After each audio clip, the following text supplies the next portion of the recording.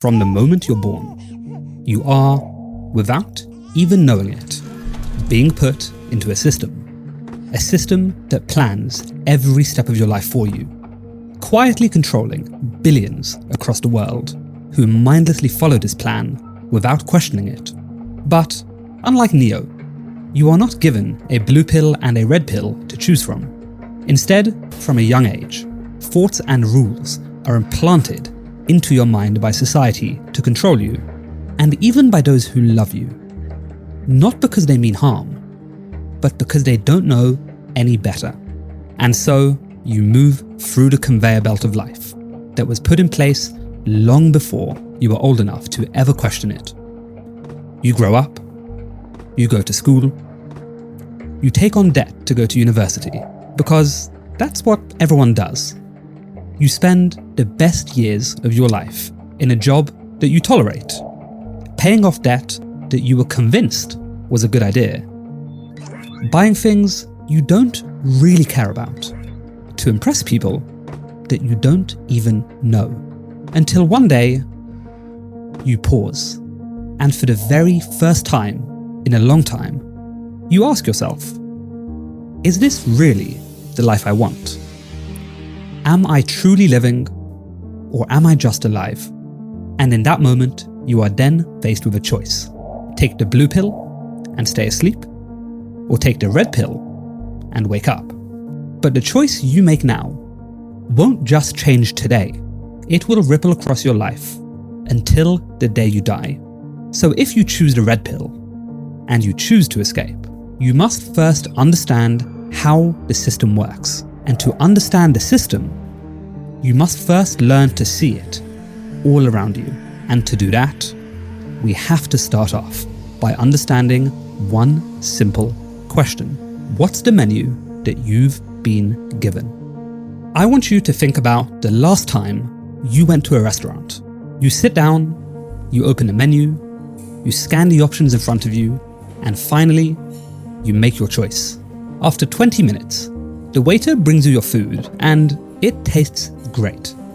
You sit there and you feel like you made a good choice. But was this the choice you actually wanted to make?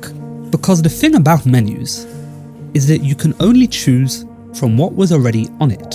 The chef and the restaurant owner already decided what options would be available to you long before you ever walked in. And that is exactly how society is structured. Every decision that you think you made, the university you went to, the career you chose, even the place that you chose to live, these choices were all made by you, but how much of that choice was actually yours? What were the other options on the menu that you did not see? And more importantly, what can be done to reveal them? I think one of the most obvious examples of a restricted menu being given to you is university. I remember being at school where university was force-fed down everybody's throat. The question wasn't what options in life are there after school. The menu that was given to you had just two options. What will you study at university, and what university will you apply to? When I told my teachers that I did not want to go to university, their faces couldn't mask their confusion. But it wasn't just disappointment or disapproval. What I said to them made them feel uncomfortable. I had gone off script. I had gone off the menu and into the unknown. You must always remember that your teachers and educators have been conditioned to only see certain paths as legitimate ways to live. They are simply handing you the same menu that has been given to them. It's the only one they know. School, debt, university, corporate, retire, die.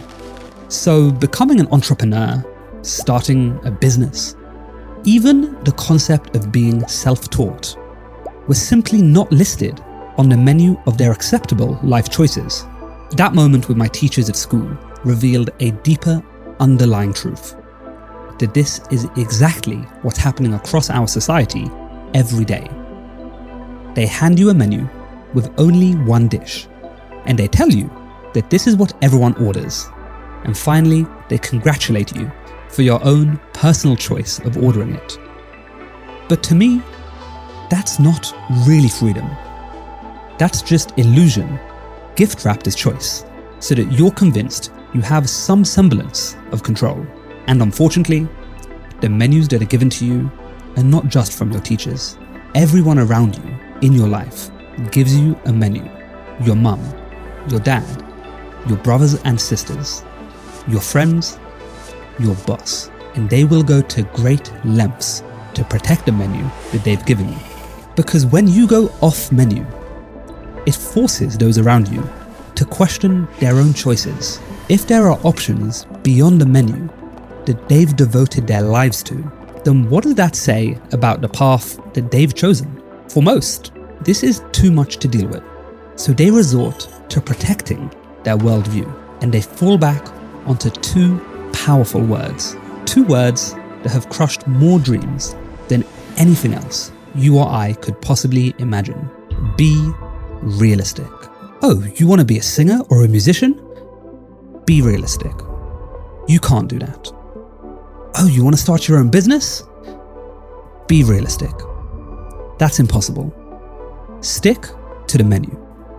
Go to school, then uni, then corporate, spend 90,000 hours of your life there, then retire and die. But the strangest part of it all is that most people will live their entire lives without ever questioning the menu itself. So by now, you've learned to see some of the more obvious parts of the matrix. But up until this point, everything that I've told you about your teachers, parents, friends, and loved ones, these were menus handed to you by people who genuinely believed that they were helping. These people, in most cases, were not trying to control you for their own gain. They simply didn't know any better. But not every part of the matrix is built on ignorance. Most of it is built with the very intention of control. Because when you look at the systems that govern our modern society, school, debt, university, corporate employment, these were not accidents, and they were not created to empower you. They were designed to mold you into a predictable, obedient unit of productivity. And this is when the menu stops being a suggestion and starts becoming a trap.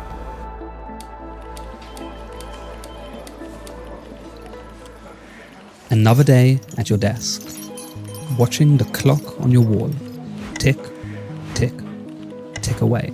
You know exactly how many hours you've got left before you're free, at least until tomorrow. So you go through the repetitive motions for that day, waiting for it to end. You spend your day looking forward to the weekend, and your weekend dreading the week ahead. And even though you absolutely hate living this way, you think that this is just how life works. But that's not true at all, because this isn't how life has always worked. Yet, it's what everybody does. We rarely question it, and we blindly follow the herd. But the truth is that your 9 to 5 has been carefully engineered to become the social norm throughout history. The best way to keep a prisoner from escaping is to make sure he never knows he's in prison. Before the Industrial Revolution, people worked with nature and followed its natural rhythms. You labored hard during harvest, and you rested in the winter. You lived in sync with the land. Life had seasons, and so did work. Factories, of course, changed all of this, and your time became a product. The clock replaced the sun, and your value became defined by how long you could repeat actions and take orders. 8 hours labor, 8 hours recreation, 8 hours rest. The unwritten rules that govern you and everyone you know. Except it was in fact written. This did not come about by chance. At a time when factories were demanding 14 to 16-hour days out of its workers, Henry Ford, from Ford Motor Company, implemented the 8-hour day, 5-day work week for all of his workers. However, he did not do this out of kindness or because he cared about the well-being of his workers. He did this because he discovered that rested workers were more productive. And more productivity meant more profits. Less people quit, efficiency increased, and with slightly higher wages and more free time, his workers could afford to buy the very cars that they were building. And so, the perfect loop was born. You work, you earn, you spend, you repeat. Repetitive and predictable. And this became the mold for modern life. Today, we still live by that invisible rule. You don't question why we're spending our best hours under an artificial light, building someone else's dream, all the while postponing our own dreams. You just go along with it. You are paid just enough to consume, but not enough to ever escape. And if factories shaped the adults, schools were designed to mold the young. They were designed not to awaken or educate your mind, but to tame it. And whilst many people criticize modern-day education, they likely have no clue why it is the way that it is. The school system in the US, the UK, and much of the world did not come about by chance. In fact, it all originated from a single source before it spread across the globe. That source was 19th century Prussia, the modern-day region of Germany. Their entire education system was built around creating a disciplined, literate army. But to do this, they needed citizens who would follow orders, respect hierarchy, and never question authority. So they built something new. A government-funded, compulsory education system. And not too long after, something very predictable occurred. An American politician, Horace Mann, took note of this system and was so impressed with it that he brought the system back to the US and implemented it in Massachusetts. And before you knew it, it had spread like a virus across the Western world. First, it spread across America, then France, the UK, Japan, and eventually every corner of the developed world had adopted a similar system. What began as a way to train soldiers became the foundation for how we educate our children today. You aren't taught to create, you're taught to conform. You aren't rewarded for thinking differently, you're rewarded for obedience. And at every step, your passions, creativity, and individuality is quietly pushed aside in favour of something more valuable to the system: compliance. Because the system doesn't need dreamers, it needs workers who do not question authority, a population not capable of critical thinking, but obedient workers who are just smart enough to run the machines and just dumb enough to passively accept their situation. The problem is, if you want people to stay in the system, you have to make them want it. And so, advertising was born, creating hunger where there was none. Before the 20th century, advertising was mostly informal. You were told what the product did, where to get it, and how much it cost. Think of old soap posters. Soap for 5 cents. Cleans fast. This, of course, all changed in the early 1900s, where an entirely new world was being built. But not on survival or purpose. Instead, on desire. As the Industrial Revolution began, people had to be trained to want more than what they needed. So advertising transformed information to manipulation. Instead of selling products by function, products started to be sold by emotion, identity, and desire. The shift began from buy what you need to buy what makes you feel powerful, respected, sexy, and free. And so, advertising evolved to tap into your emotions and convinced you that what you had was never and will never be enough. You wonder why you feel like you always need new things. It isn't because you need them. It's because advertising has convinced you that those things will make you feel a certain way. But there is a much darker side to this than meets the eye. The same system that taught you to want also needed to find a way to enable you to buy. Because it's hard to sell dreams to people who can't afford them. So, an entirely new framework of purchasing was created. Debt. Like most traps, debt doesn't look like one at first. In fact, it's presented as a gift, as an opportunity. Invest in your future. Build your credit. What looks like a step forward is actually your first step into the shackles that for most people will keep you quietly compliant for the next 40 years of your life. Take student loans. You're barely out of school and already being told to take on tens of thousands of debt without fully understanding interest, inflation, or the job market you're going to enter. You're just told it's what everybody does. You're told that it's good debt. Little do you know, you're actually about to take out a $40,000 loan for a glorified course that has little to no real significance in the modern workplace. But what arguably has a much darker side in student loans is the introduction of credit cards and personal loans to the masses, which, from the very ground up, is built to train you to consume first and think later. They are designed to detach your brain from the consequence of spending using a psychological trick called decoupling. This is what happens when your actions and their costs are too far apart to feel real. With cash, you see the money leave. You feel the loss. But swiping a card, there's no friction to spending. There's no pain. You get the instant gratification of buying something you otherwise couldn't afford. And the Matrix knows this. They want you addicted, which is why, to keep you swiping, they gamified the entire credit card system. You earn points, you build your score, you unlock cashback. And for the masses who are mostly financially illiterate, you never see the interest compounding. You spend on things you otherwise would not have spent on. You live above your means, until one day you're just moving debt between cards to survive the month.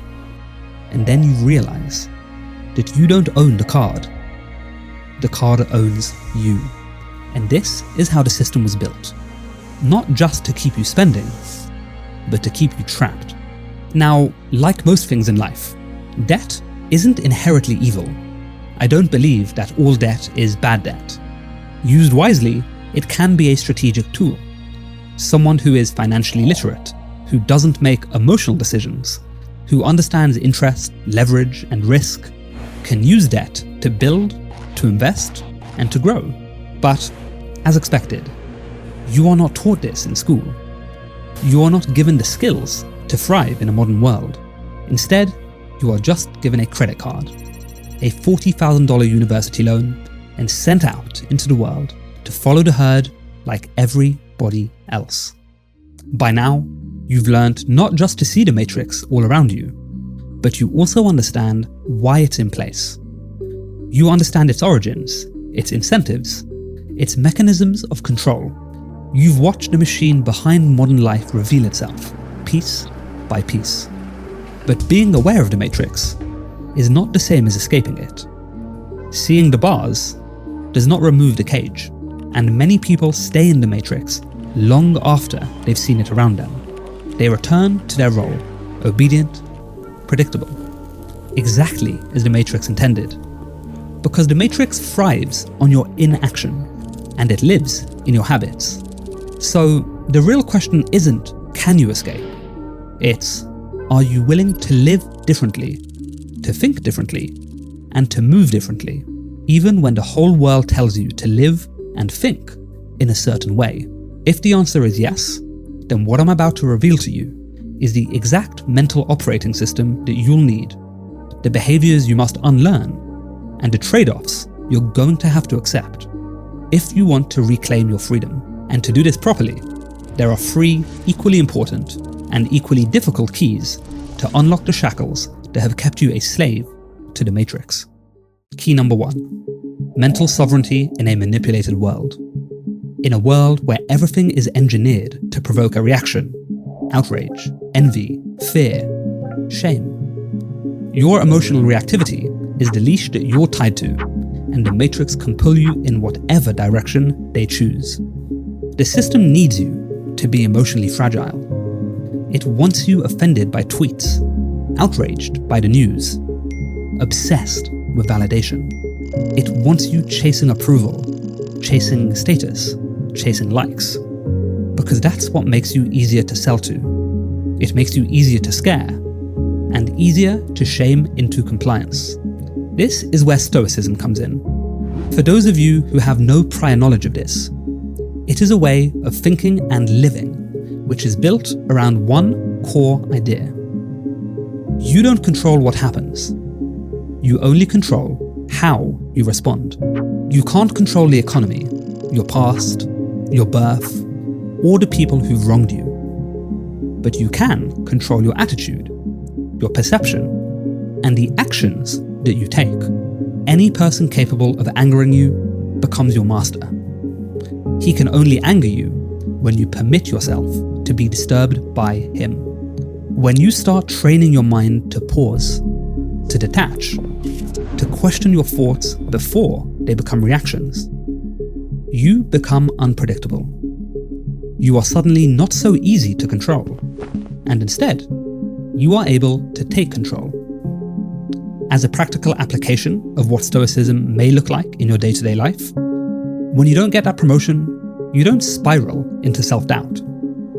You analyze the data, you adjust, you assess yourself, your boss, the competition, and you play the game to win. When someone insults you, you don't let it ruin your week. In fact, you don't even acknowledge insults altogether, because you realize that their words only have power if you give it to them. And when your grand plan goes to shit, you adapt. You don't whine. You don't freeze. You respond and take the necessary measures needed to get back up and make it work. You choose to live your life without emotionally reacting to everything that happens around you. And instead, you start to be at the cause rather than at the effect. Key number 2, escaping the cage of desire. Most people think that they're trapped by their job, by their bills, or their responsibilities. But the truth is, most people are actually trapped by their desires. The Matrix doesn't just control you with fear, it controls you with temptation. It whispers, you need this, you should want that. You're not enough until you have more. And that's where minimalism comes in. The rejection of engineered desire. It is not the man who has too little, but the man who craves more that is poor. Now, this does not mean you don't strive to have nice things. It means that you don't need nice things to feel whole. It's not about owning less, it's about needing less so that you can do more. More of what actually matters. Investing in yourself, growing, traveling. Because when you spend less time chasing things you don't need, you buy back your most valuable asset. Leverage. Leverage to quit a job. Leverage to walk away from a toxic client. Leverage to say no to work that doesn't excite you. And yes, to building something of your own. And this is going to play directly into the final key that we're going to talk about in a few moments. But when you embrace minimalism, you start to play a different game. A quieter one. A slower one. A game where freedom, not flexing, becomes the goal. And that's when you'll notice everything in your life start to shift. Key number 3, the silent revolt. Now the third key to unlock your freedom from the Matrix may just be the most difficult one to attain, but the most rewarding of them all. This is the key that unlocks financial independence. But many people may listen to this and be led astray by what they think financial independence is. Because financial independence does not mean you need to become rich. Becoming rich should not be your goal, at least not right now. Instead, your goal should be a more nuanced one. Your goal should be to stop being owned, to attain a situation where you no longer have to trade your time, your energy, your mental peace, just to survive. To reach a place where you work because you want to, not because rent is due, not because you're afraid to stop, and not because someone is holding your leash. That is where true freedom lies. However, most people will never get there, and not because they're too lazy or because they're not capable. It's because they are conditioned to believe the illusion that a job equals security. But in most cases, a steady salary is just a monthly bribe to forget your dreams. And make no mistake, I'm not anti-job.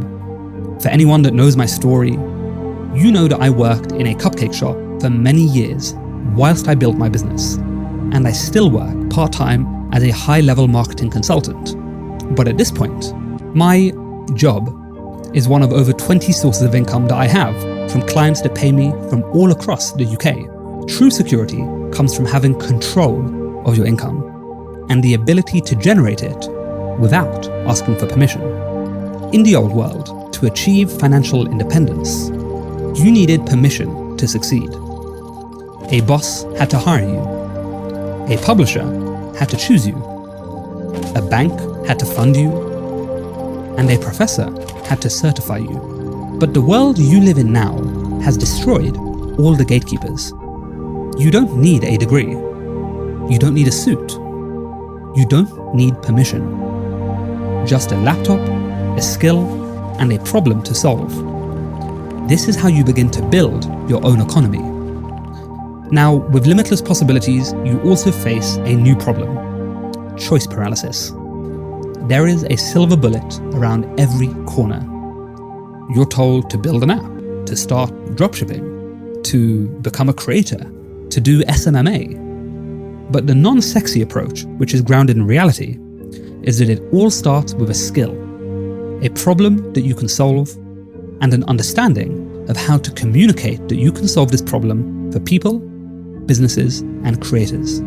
Now, whether that skill is copywriting, digital marketing, video editing, personal training, it literally doesn't matter.